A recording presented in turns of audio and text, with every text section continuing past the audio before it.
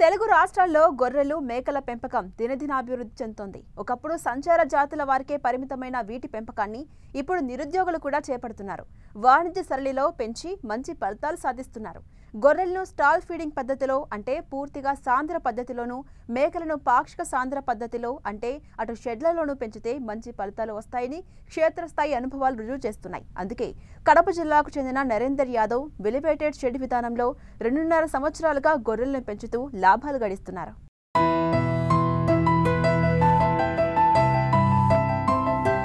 వ్యవసాయ అనుబంధ రంగాల్లో వాణిజ్య సరళిలో దినదినాభివృద్ధి చెందుతున్న పరిశ్రమ జీవాల పెంపకం. ఒకప్పుడు విస్తృత పద్ధతిలో ఆరుబయట పొలాలు, పచ్చిక బయలులో వీటి మేపు విధానం ఉండేదే. కానీ ఇప్పుడు పచ్చిక బయలు తగ్గిపోవడం, వ్యవసాయం వ్యాపారంగా మారిపోవడంతో శివారు భూముల్లో తప్ప ఇప్పుడు ఆ అవకాశాలు లేవు. దీంతో దేశంలో జీవాల సంఖ్య క్రమంగా తగ్గిపోతుంది. డిమాండ్ మాత్రం నానాటికి పెరుగుతుంది. 2000వ సంవత్సరంలో కిలో 80 రూపాయలు మటన్ ధర ప్రస్తుతం 900 రూపాయలకు చేరుకుంది. ఏటా ధరల్లో గణనీయమైన వృద్ధి ఉండడంతో ఈ పరిశ్రమలోని లాభదాయకతను దృష్టిలో ఉంచుకొని ఇటీవల కాలంలో కొంతమంది రైతులు వాణిజ్య సరళిలో జీవాల పెంపకానికి ముందడుగు వేస్తున్నారు. అయితే ఈ రంగంలో ఎదురవుతున్న సమస్యలను అధిగమించినప్పుడే ఆశించిన ఫలితాలు పొందే వీలుందని తెలియజేస్తున్నారు కడప జిల్లా మైలవరం మండలం ఎం కంబాలదిన్న గ్రామానికి చెందిన వంగల నరేందర్ యాదవ్. 10 ఎకరాల పొలంలో నేను స్టాల్ ఫీడింగ్ మోడల్లో గొర్రెలు, పొట్టేళ్ల పెంపకం స్టార్ట్ చేయడం జరిగింది. ఆ రోజు నేను ప్రారంభంలో 200 గొర్రెలతో స్టార్ట్ చేసినాను. స్టార్ట్ చేసి ఈరోజు మధ్యన పొట్టేళ్ళు 3 సార్లు అమ్మినా కూడా నా దగ్గర ఇప్పుడు 600 గొర్రెలు మరియు పొట్టేళ్ళు తల్లులు పిల్లలు కలిసి ఉండడం జరిగింది. నేను ఎలివేటెడ్ షెడ్ ప్లాన్ చేసుకున్నాము. ఎలివేటెడ్ షెడ్లో ఏంటంటే అది ఏదైనా కూర్చున్న మలం కానీ మూత్రం కానీ ఆటోమేటిక్గా ఈ హోల్స్ ద్వారా కిందికి వెళ్ళిపోతుంది. వెళ్ళిపోవడం వల్ల వాటి మలం పైన మూత్రం పైన పండుకోకపోవడం వల్ల చాలా జబ్బులు దానికి తక్కువగా ఉంటాయి. అదేవిధంగా సమ్మర్లో వచ్చేసరికి జనరల్గా వచ్చే జబ్బులు ఏంటంటే డీహైడ్రేషన్ వస్తుంది. అంటే అవి నీళ్లు దండిగా తాగలేకపోవడము, తర్వాత సరైన నీళ్లు లేకపోవడం, వీటి వల్ల ఎక్కువ జబ్బులు వచ్చే పరిస్థితి ఉంటుంది. బాడీలో ఉండబడిన నీటి శాతం పూర్తిగా అనిమల్లో ఉండబడిన నీటి శాతం పూర్తిగా తగ్గిపోతూ వస్తుంది. మేమేందంటే శుభ్రమైన నీళ్లు ప్రతిరోజు ఉదయం సాయంత్రం క్లీన్ చేసేటప్పుడు పట్టడం జరుగుతుంది. ఒకటి.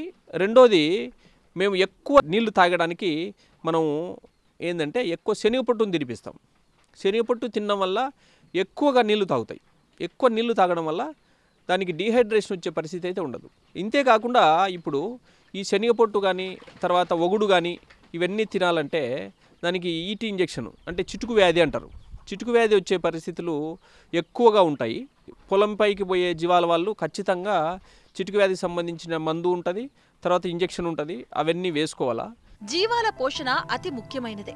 పెంపకం లాభసాటిగా ఉండాలి అంటే వాటికి అందించే మేతతోనే ముడిపడి ఉంటుంది. అందుకే నరేందర్ యాదవ్ పలు రకాల గడ్డి రకాలను పెంచుతూ వాటిని గొర్రెలు, మేకలకు అందిస్తున్నారు. వీటితో పాటు మిశ్రమ దానా ఇస్తున్నారు. తద్వారా జీవాలు ఆరోగ్యంగా త్వరగా పెరగడంతో మంచి లాభాలు ఆర్జిస్తున్నారు. నా దగ్గర 2 రకాలైనటువంటి డ్రై ఫౌడర్ అంటే ఒట్టి గడ్డి, శనగల పొట్టు, తర్వాత శనక్కాయ గట్టె 2 ఉంటాయి. అదేవిధంగా పచ్చిగడ్డిలోకి వస్తే నా దగ్గర 5 రకాల పచ్చిగడ్డి వెరైటీస్ ఉన్నాయి. పిల్లలకు, తర్వాత ఈనె తల్లులకు పిల్ల వేసర వేస్తాము. తర్వాత అవిసె ఉంది చిన్నపిల్లలకి. అంతేకాకుండా సూపర్ నేపియర్, బుల్లెట్ నేపియర్, ఈ 2 కూడా ఎంత తింటే అంత వేస్తాం మేము. సూపర్ నేపియర్, బుల్లెట్ నేపియర్ అనేది ఎక్కువ లార్జ్ స్కేల్లో మేము వేసుకున్నాము. అన్ని అనిమల్స్కు ఎంత తిన్నంత వేయడం జరుగుతుంది. అదేవిధంగా హై ప్రోటీన్స్ ఉండబడిన హెడ్జ్ లూసను నా దగ్గర ఒక వెరైటీ ఉంది. తర్వాత హై ప్రోటీన్ ఉండబడిన మల్బరీ కూడా నా దగ్గర ఉండడం జరిగింది. ఆ విధంగా బ్యాలెన్స్ చేస్తూ మేము దాన ఇవ్వడం జరుగుతుంది. గొర్రెలకు కానీ పిల్లలకు కానీ ఏదన్నా సిక్ అనిమల్కి కానీ. సిక్ అనిమల్ ఇమీడియట్గా దాన్ని షిఫ్ట్ చేసేసుకొని దాన్ని తగిన జాగ్రత్తలు తీసుకొని దానికి కావాల్సిన ఇంజెక్షన్స్ అన్నీ కూడా అర్జెంట్ అయినటువన్నీ కూడా మా దగ్గర పెట్టుకుంటాము. అంతేకాకుండా ఇక్కడ స్థానికంగా ఉండబడిన మాకు వెటర్నరీ డాక్టర్స్ కానీ ఏడీ గారు కానీ వీళ్ళందరి సహకారం చాలా బాగా ఉంది. ఒక సైకిల్కి వచ్చేసి జనరల్గా రైతులు కొంతమంది చెప్తూ ఉంటారు, ఏదో 1 2 6 నెలలకే మాకు ఈత ఈనింది అని చెప్తుంటారు. జనరల్గా 7 నుంచి 8 నెలలు పడుతుంది. ఈన తర్వాత మళ్ళీ కట్టడానికి ఫస్ట్ సారి హీట్కి వచ్చినప్పుడు కట్టకపోయినా రెండోసారి ఖచ్చితంగా కడుతుంది. అంటే 7 నెలలు మినిమం. 7 నెలల నుంచి 9 నెలల లోపల మనకు మళ్ళీ సెకండ్ ఇష్యూ వచ్చేస్తుంది. అంటే 2 సంవత్సరాలకు 3 ఇష్యూస్ కంపల్సరీ వస్తాయి. మా దగ్గర వచ్చేసి ఇప్పుడు మేజర్గా ఉండబడిన అనిమల్స్ అన్నీ కూడా నెల్లూరు బ్రౌన్, బల్లారి బ్రౌన్ అంటే లోకల్గా ఉండబడిన వెరైటీసే ఉన్నాయి.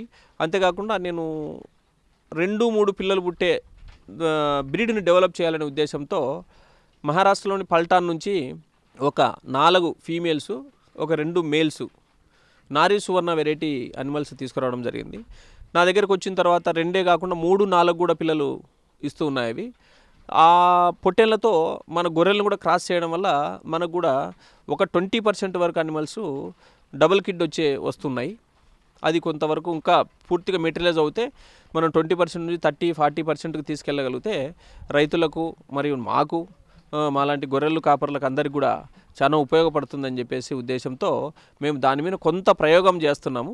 దానికి ఇక్కడ స్థానికంగా ఉండబడిన వెటర్నరీ డాక్టర్సు, తర్వాత మా జేడీ గారు, ఏడీ గారు అందరూ కూడా పూర్తి సహకారం అందిస్తున్నారు.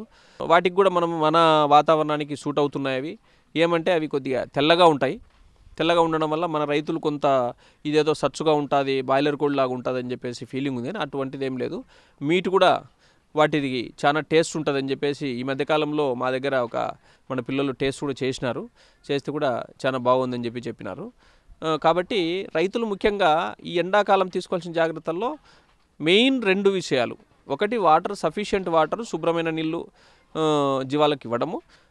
ఈ విధంగా ప్రతి ఒక్కరు కూడా ఫాలో అయ్యి వీలైనంత వరకు ఈ పశు అభివృద్ధి చేసి, గొర్రెలు మేకలను అభివృద్ధి చేసి మన దేశంలో ఉండబడిన మాంసం కొరతను ప్రతి ఒక్కరూ సహాయ సహకారంతో మాంసం కొరతను తీర్చి మన దేశ ఘనతను చాటాలని చెప్పేసి ఈ సందర్భంగా తెలియజేస్తూ విరమిస్తున్నాను. Thank you.